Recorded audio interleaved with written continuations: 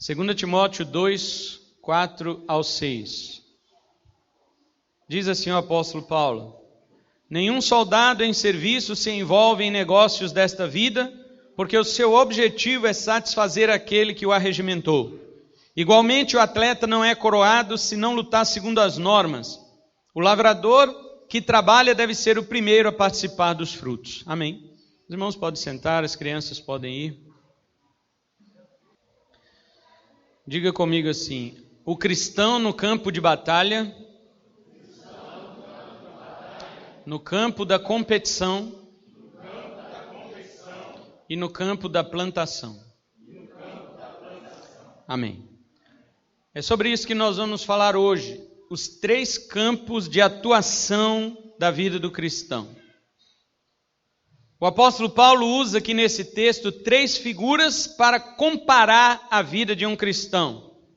Ele usa a figura do soldado, ele usa a figura do atleta e usa a figura do lavrador. Cada uma dessas 3 figuras tem o seu próprio campo de atuação. O soldado no campo de batalha, o atleta no campo da competição e o lavrador no campo da plantação. Porém, os 3 também têm o mesmo propósito. Eles lutam por uma vitória. O soldado luta por uma vitória na guerra. O competidor luta por um prêmio, por uma medalha, por um troféu. E o lavrador luta para participar do seu próprio fruto que ele semeou. Os 3 também têm o mesmo empenho. Cada um deles se submete à mais rígida disciplina para obterem os seus resultados. Então nós vamos observar de perto as qualidades de cada uma destas figuras que o apóstolo Paulo usa para comparar a vida do cristão. Embora eles tenham também suas semelhanças e distinções, como nós já vimos, cada um deles também contém uma peculiaridade exclusiva à tarefa que está representando, de sorte que esta peculiaridade não pode constar da outra figura.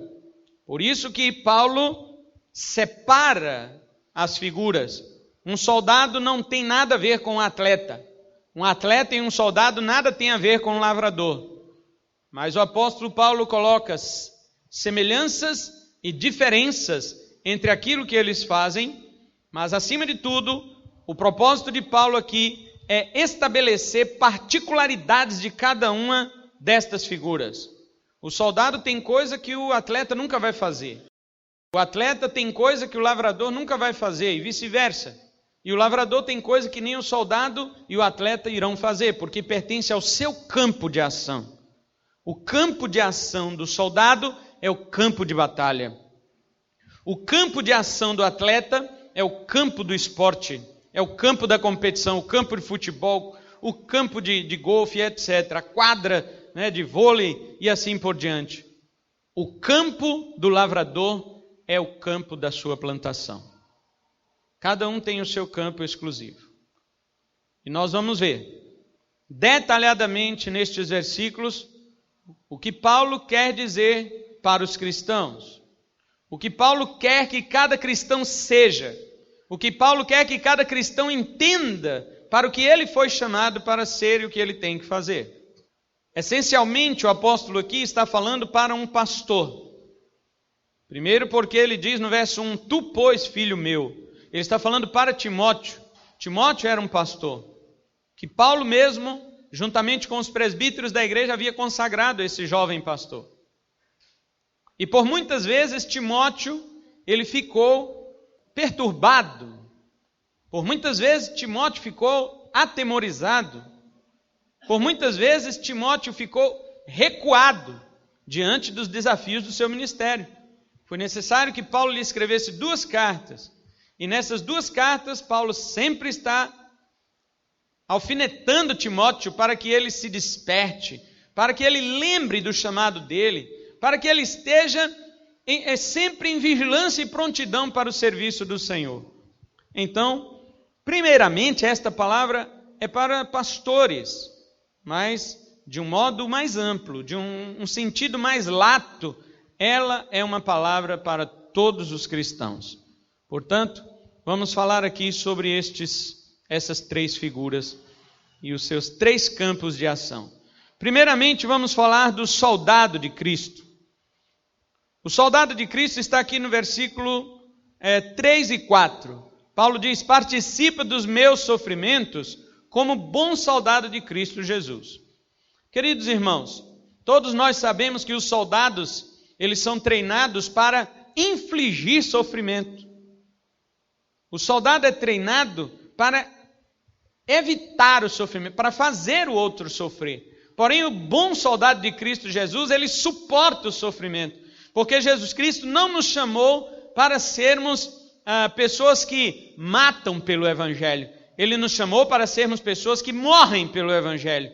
É diferente do Islã, por exemplo, e de alguns grupos radicais do Islã, que matam e morrem por causa do islamismo. Mas Cristo nos chamou apenas para viver e morrer pelo Evangelho.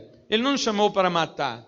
Ele não nos chamou para infligir sofrimento ao outro. Por isso, o cristão é de se esperar que ele seja. Não estou dizendo que ele é. Mas é de se esperar que o cristão seja a única pessoa no mundo que suporta sofrimento sem fazer o outro sofrer. Nós não conseguimos isso, mas isto é que o cristão tem que ser. E não somente nas questões do sofrimento em geral, que nós já estamos sujeitos à nossa vida, pelas dificuldades que nós passamos, mas essencialmente o sofrimento por amor a Jesus e o Evangelho. Então, quais são as características de um soldado de Cristo? Primeiro, que o soldado de Cristo está sempre em serviço. Observe que Paulo diz assim no verso 4, nenhum soldado em serviço. A primeira característica de um soldado de Cristo é que ele não tem folga. Na nossa Bíblia, soldado aqui é um substantivo, no grego é um verbo. No grego não é um substantivo, é um verbo. É como se Paulo estivesse dizendo que nós somos soldadando. Nós estamos em atividade militar o tempo todo. Paulo não coloca isso aqui como um substantivo, ele não diz que nós somos um soldado. Não, ele diz que nós estamos em ação.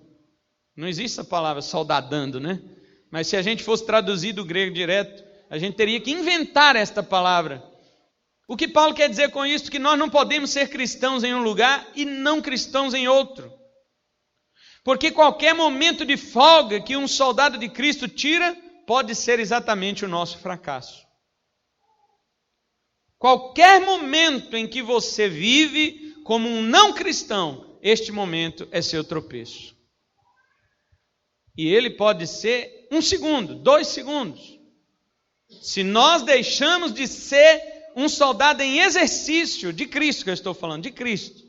Se nós deixamos de pensar em Cristo, se nós deixamos de lutar por Cristo, por 1 minuto que seja, é a nossa queda.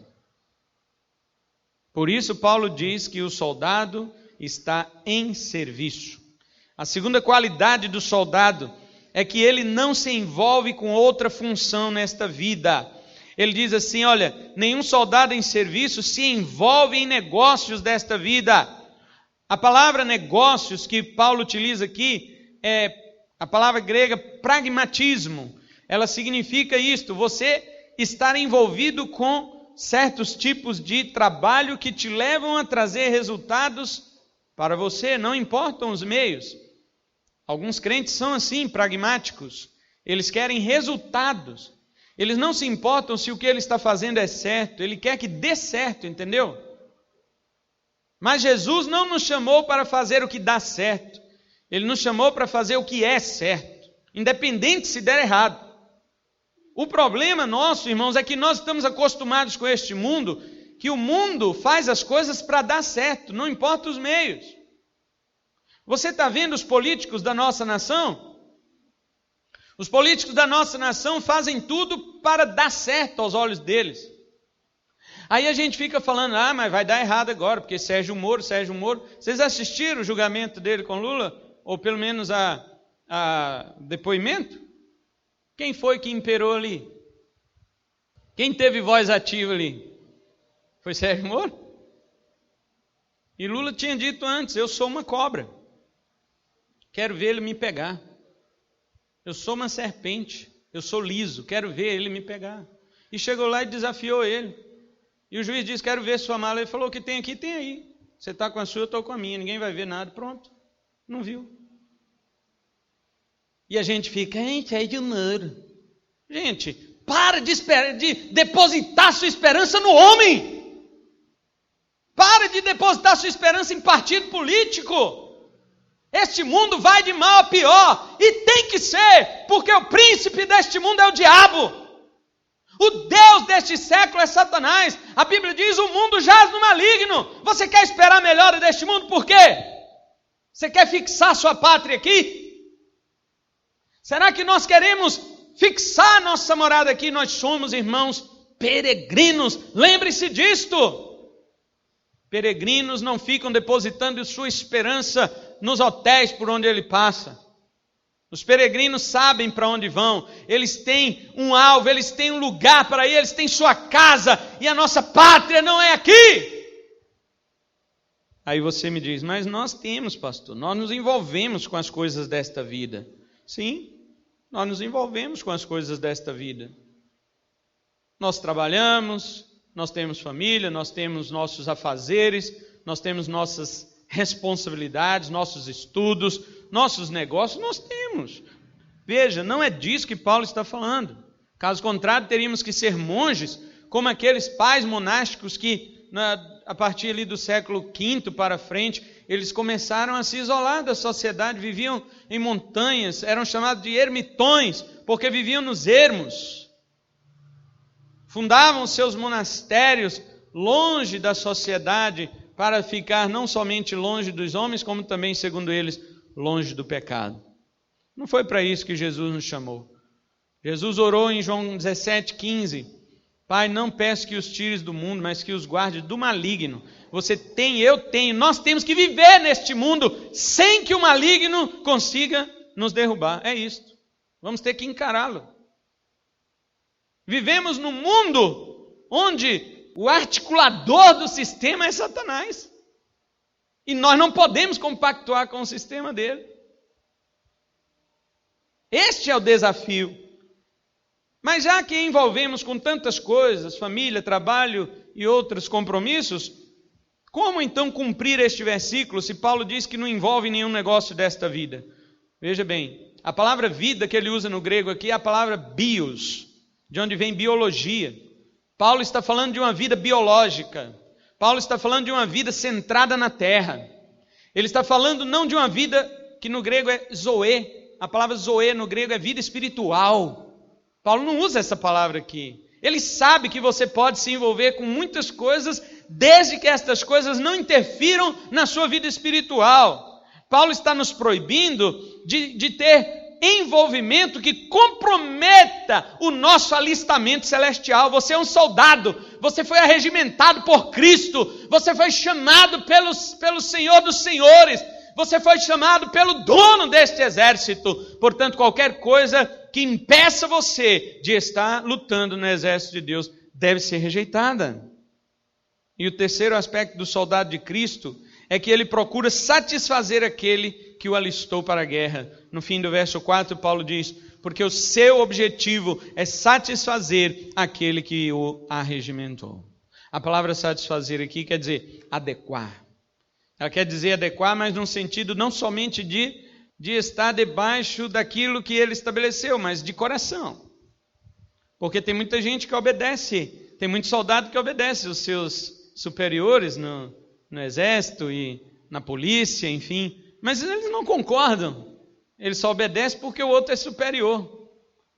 Mas aqui o apóstolo Paulo está falando que nós nos submeteremos a Cristo, não apenas porque Ele está mandando e Ele é autoridade, mas principalmente porque nós amamos a ordem dEle, nós concordamos com ela. Agora, você só pode concordar se for uma nova criatura. Quem não nasceu de novo não concorda com Jesus.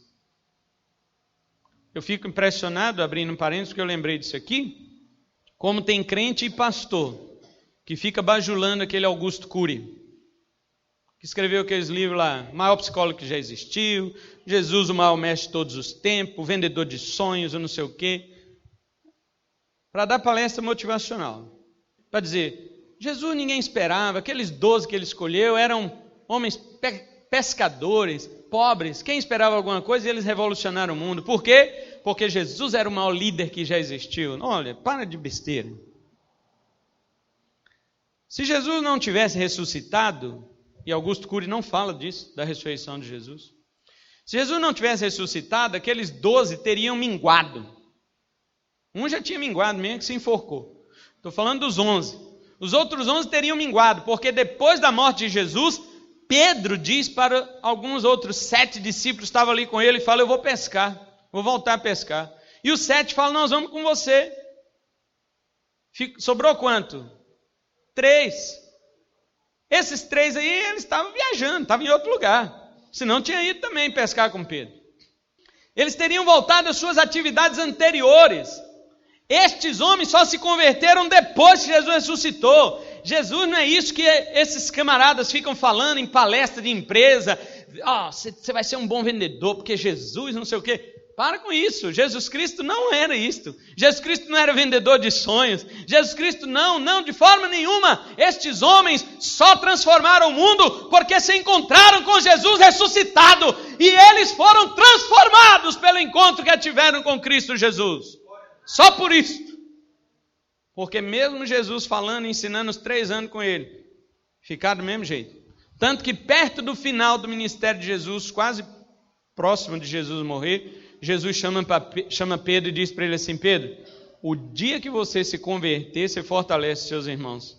Ou seja, Pedro nem tinha convertido. Então, meus irmãos, as pessoas têm uma ideia muito errada de Jesus. Jesus é o cara que conseguiu, ele é o dono do universo. O que ele não vai conseguir? Jesus Cristo que estabeleceu tudo que ele veio fazer, ele já tinha estabelecido para ele vir fazer. Jesus Cristo e o Pai já tinham escrito o livro lá na eternidade de como seriam as coisas, todas as coisas, cada uma delas. Quando Jesus veio, ele estava cumprindo só o que tinha no livro dele lá. Não tem esse negócio de, o que eu vou fazer agora? Agora Pedro me negou, pai, Judas me traiu, deu tudo errado aqui, o que eu vou fazer? Qual que é a carta na manga? Qual que é o plano B? Jesus não tem plano B. Tudo que ele estabeleceu na eternidade, ele fez, está fazendo e vai fazer. Porque todas as coisas caminham da forma que ele estabeleceu para o louvor da sua glória. Este é Deus.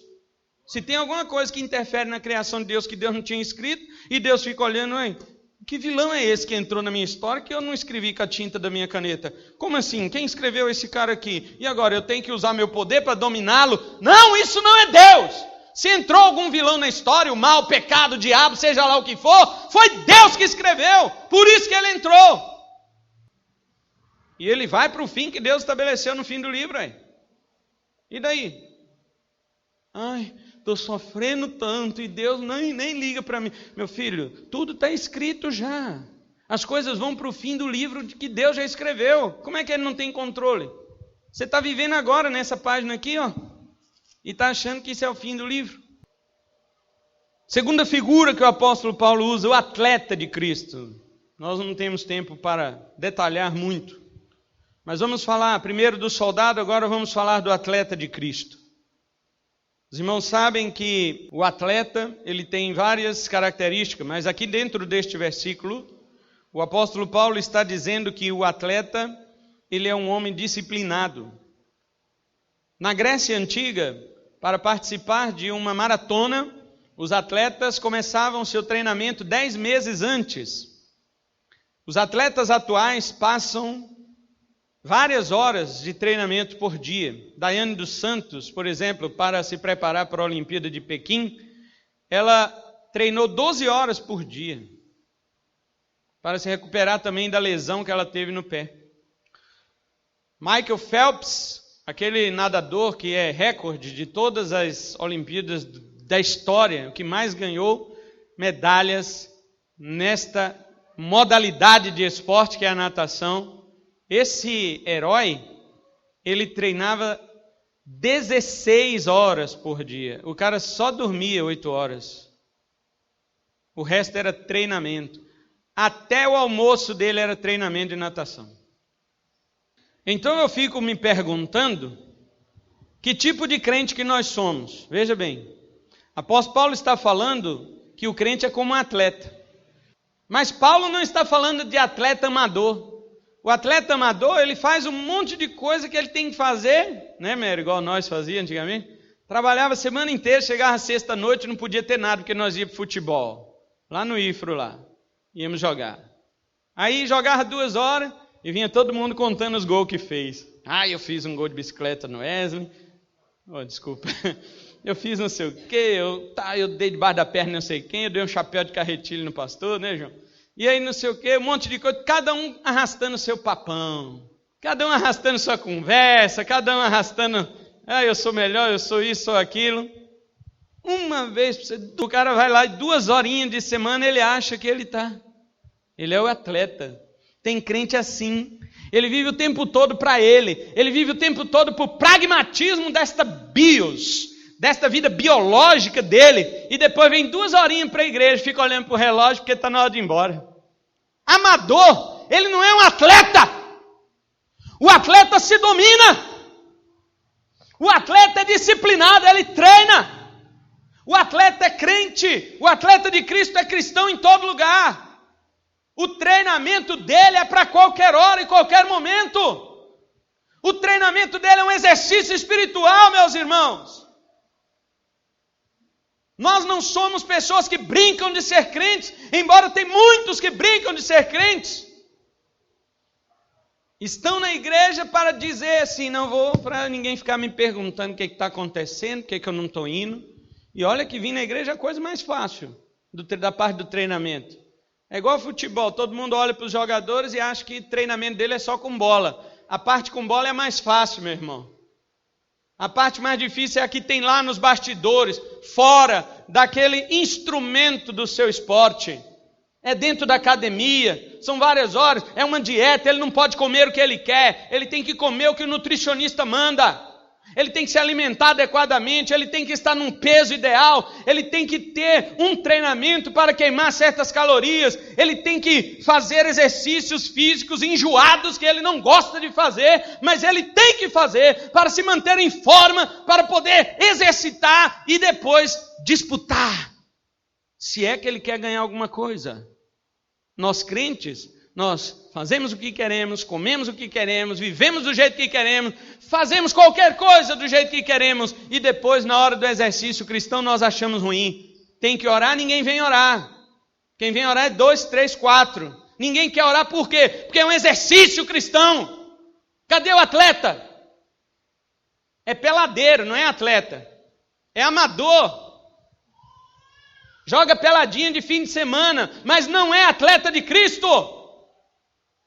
Chama para ler Bíblia, para vir para estudo bíblico, cadê? Não está presente, não quer aprender da palavra de Deus. Por quê? Porque a devoção à palavra é um treino. É um exercício, ninguém quer, porque exige nosso tempo, exige nossa demanda, exige que nós abandonemos as nossas coisas que nós gostamos de comer, de fazer, de assistir e de fazer em casa ou em outro lugar, menos na presença de Deus. Cadê o atleta?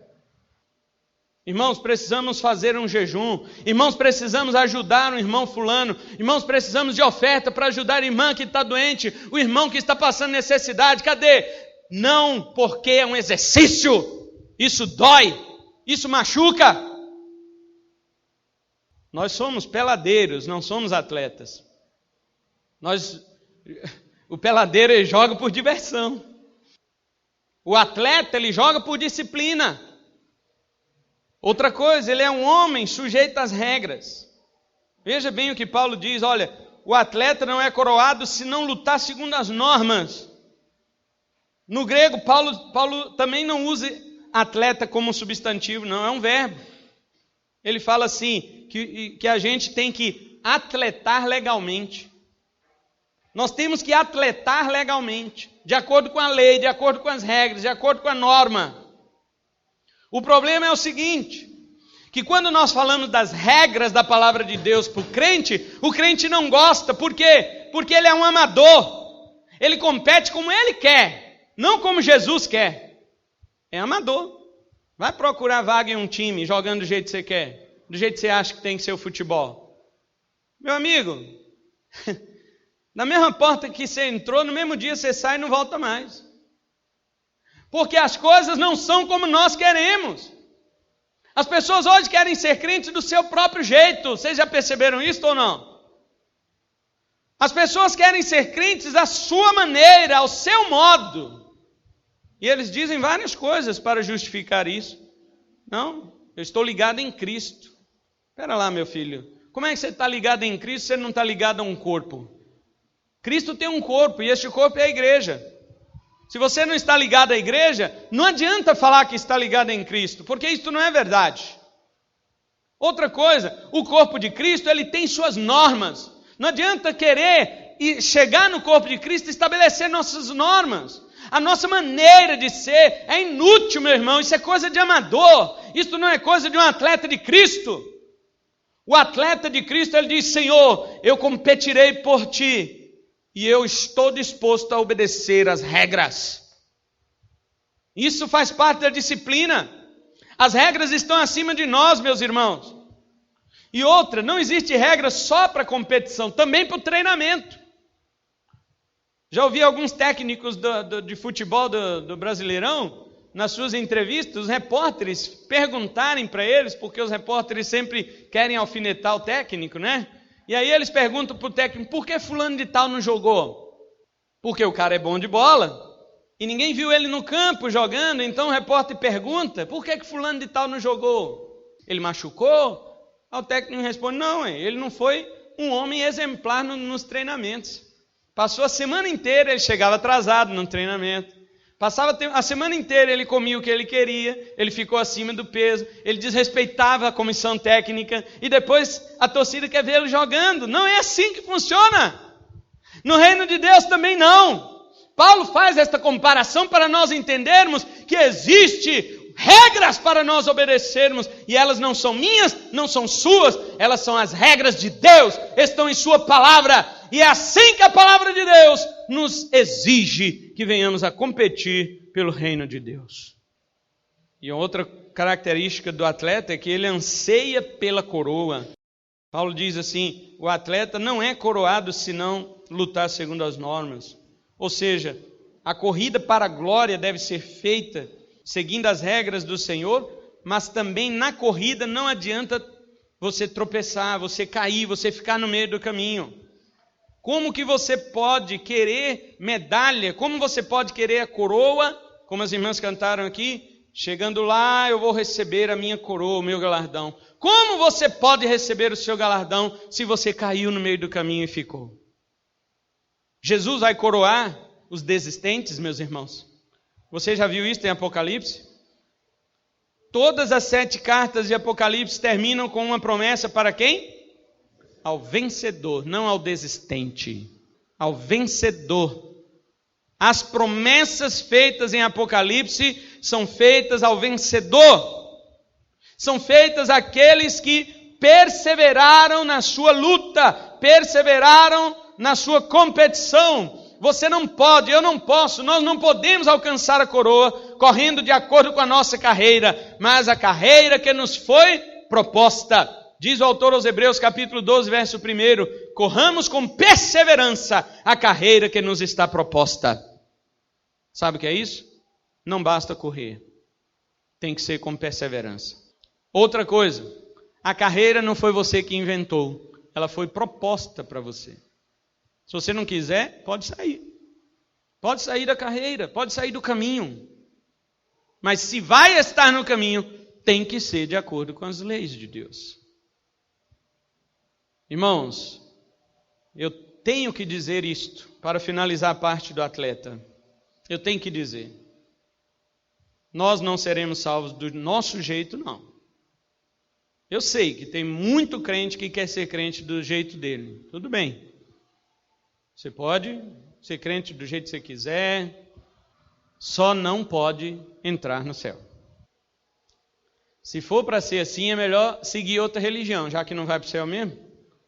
Segue outra religião, Vamos para o espiritismo, que aí você acredita que vai reencarnar, vai voltar melhor. Quem sabe volta mais rico. Não é o que você quer, não é o que às vezes a gente quer, dinheiro. Então vai para o espiritismo. Vai para a religião que te promete outras coisas.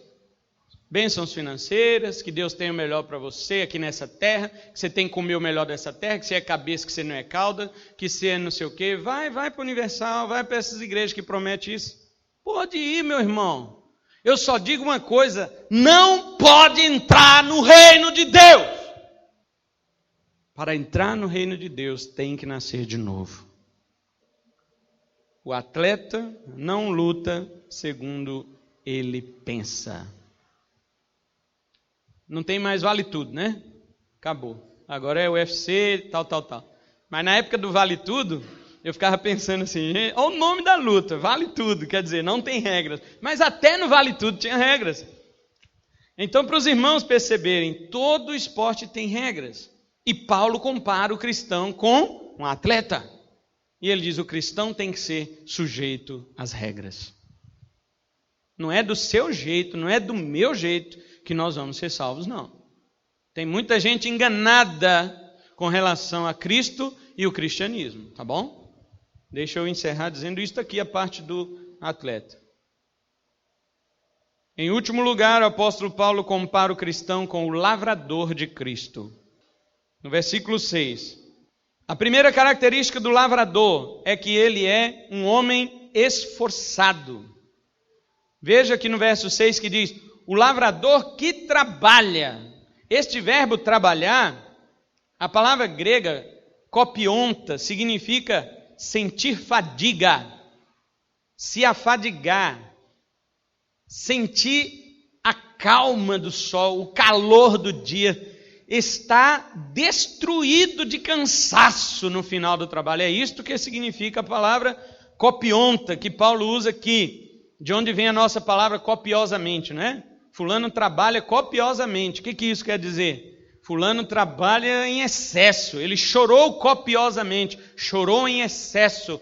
Paulo usa esta palavra grega para dizer que o lavrador, ele labuta, o lavrador, ele suporta toda a fadiga dos dias do seu trabalho.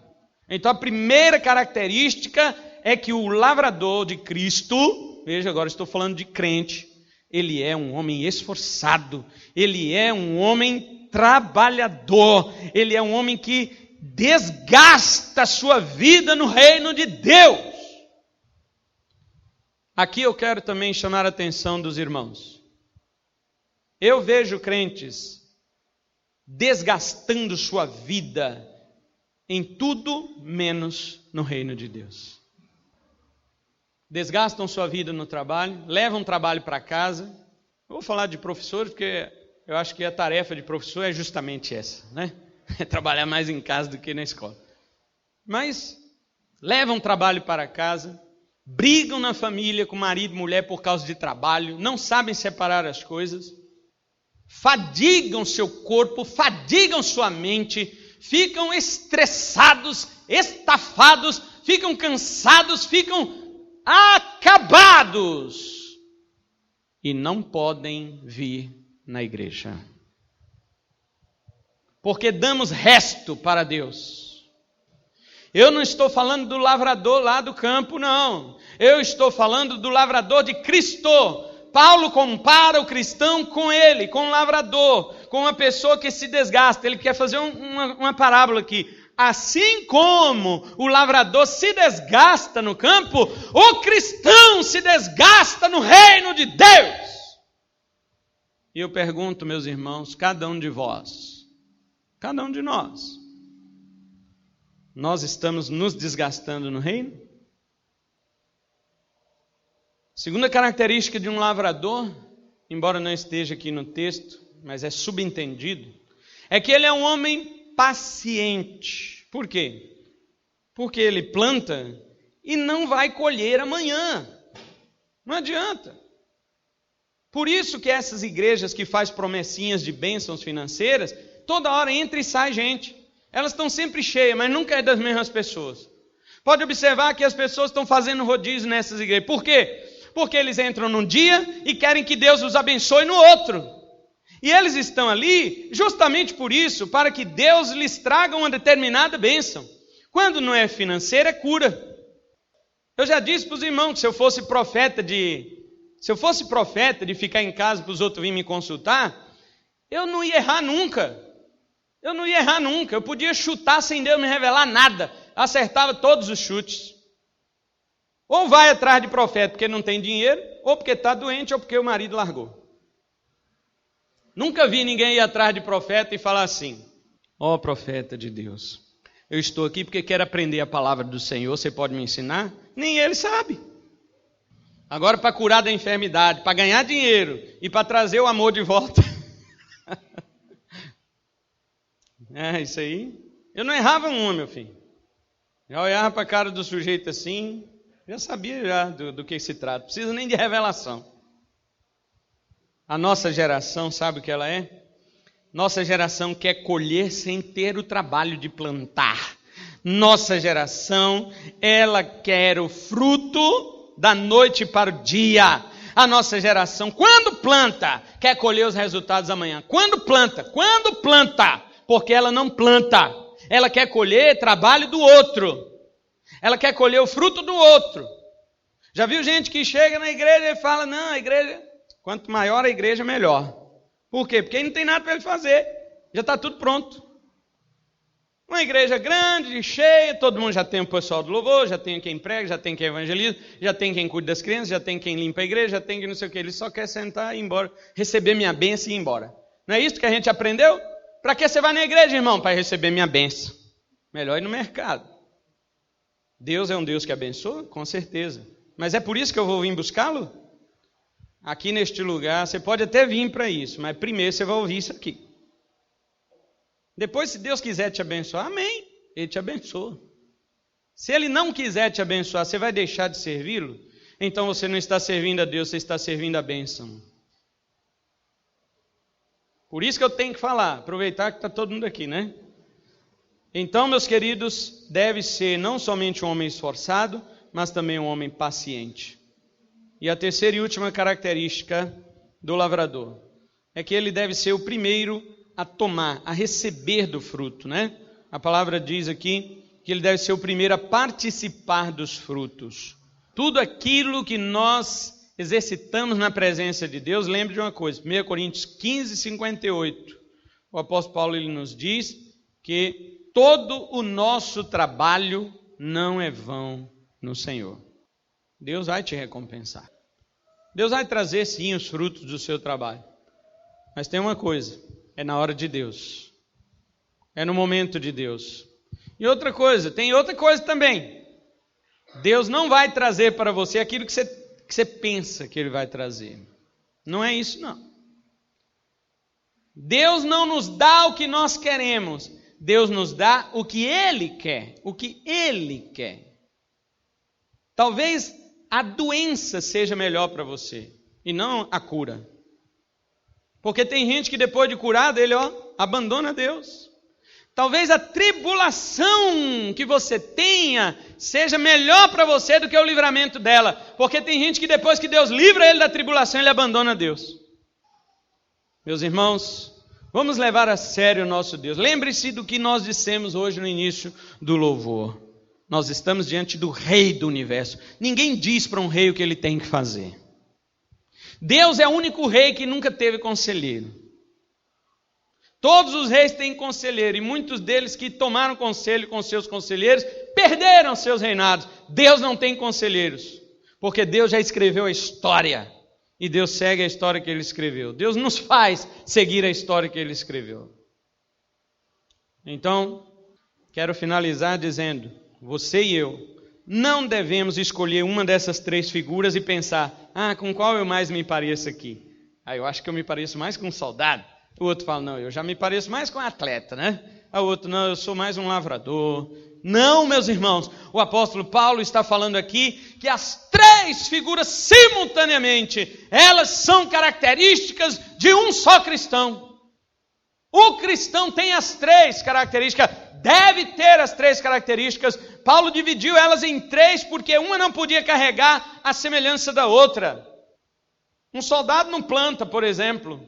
Por isso que ele separou aqui as funções, as figuras por causa das funções. Porém, o principal entendimento é este: que eu e você, como cristãos, devemos assumir os 3 campos da nossa vida. O campo de batalha, como soldados de Cristo, que não se distrai com as coisas relacionadas desta vida. O campo da nossa competição, como bons atletas e não como peladeiros, amadores de fim de semana. Nós devemos também atuar no nosso campo de plantação, como os lavradores de Cristo, e não aqueles que vão a mercados e compram a mercadoria já empacotada, mas somos aqueles que plantam para ver nascer. Temos sim a paciência de esperar, mas temos também a alegria de saber que foi aquilo ali que nós plantamos e estamos vendo os resultados para a glória de Deus. Esse é o tipo de cristão que Deus nos chamou para ser. E eu te pergunto hoje à noite, é esse o tipo de cristão que você está sendo? É esse o tipo de cristão que eu estou sendo? Vamos ficar em pé?